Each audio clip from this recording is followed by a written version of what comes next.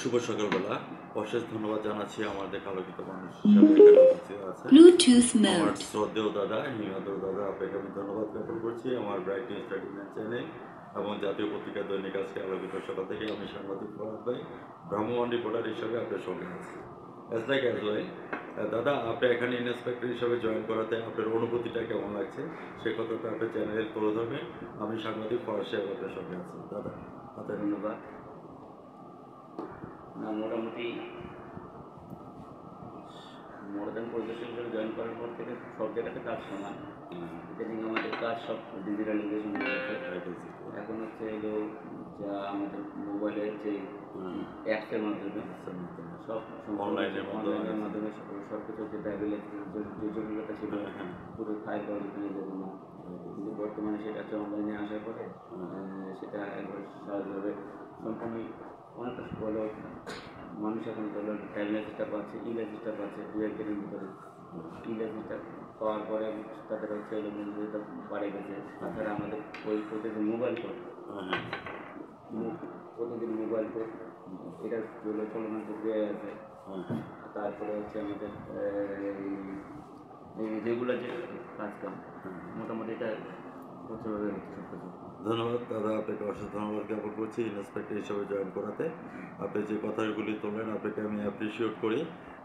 তারে ধারাবাহিকতা রক্ষা করার জন্য আমি আপনার কাছে জানতে চাচ্ছি, বর্তমান সরকার মমতা জোর নির্দেশে গেছেন এবং আইসিটি উপদেষ্টা সচিব অজিত জয় ডিজিটাল বাংলাদেশ সম্পর্কে বলেছেন 2021 থেকে 41 সালের মধ্যে আমাদের দেশটা ডিজিটাল রূপান্তরিত হবে। অলরেডি কিন্তু আমরা ডিজিটাল কাজ করে এখন আমরা স্মার্ট বাংলাদেশের মধ্যে পদার্পণ করেছি। স্মার্ট বাংলাদেশের সুযোগ সুবিধা কী পাচ্ছেন এই কথাটা চ্যানেলে তুলে ধরবেন দাদা। স্মার্ট বাংলাদেশ হিসাবে আমরা তো ওই যে বললাম আগে আমি যে ট্যাবলেটের যে ওই কার্যক্রমগুলো, তারপরে মানুষের রেজিস্ট্রেশনের কার্যক্রম আগে আমরা হচ্ছে আইএসের মাধ্যমে দিতাম, এখন সবার কাছে বিএসপিটা হচ্ছে সরকারের মাধ্যমে রেজিস্ট্রেশন ডাটা তারা নিজে নিজে ঘর থেকে ইনপুট করতে পারতেছে। তারপর হচ্ছে ড্রাইভিং লাইসেন্সগুলো তারা ঘর থেকে বসে বসে তারপর ঘরে বসে তারা ড্রাইভিং লাইসেন্সটা পাচ্ছে। এটা তো আমাদের প্রধানমন্ত্রী থেকে যে জননেত্রী আমাদের তার কাছে থেকে বিরাট প্রাপ্য বাংলাদেশ তৈরি করার জন্য এটা বিশাল জিনিস। দাদা আরেকটা জিনিস আমি আপনার কাছে জানতে চাচ্ছি, আমরা এমডিজি গোল ডান করে মমতা মহিমা জননেত্রী শেখ হাসিনাকে আমরা সবাই মিলে রিওয়ার্ড দিয়েছি। তো 2000 স্মার্ট বাংলাদেশ 2021 থেকে 40 সাল আর 2021 থেকে 30 সাল হচ্ছে এসডিজি গোল, অর্থাৎ সাস্টেনেবল ডেভেলপমেন্ট গোল। এই সাস্টেনেবল ডেভেলপমেন্ট গোলের মধ্যে বলেছেন প্রতারক, দালাল চক্র এইগুলিকে নির্মূল করার জন্য জিরো টলারেন্স নিয়ে আসা।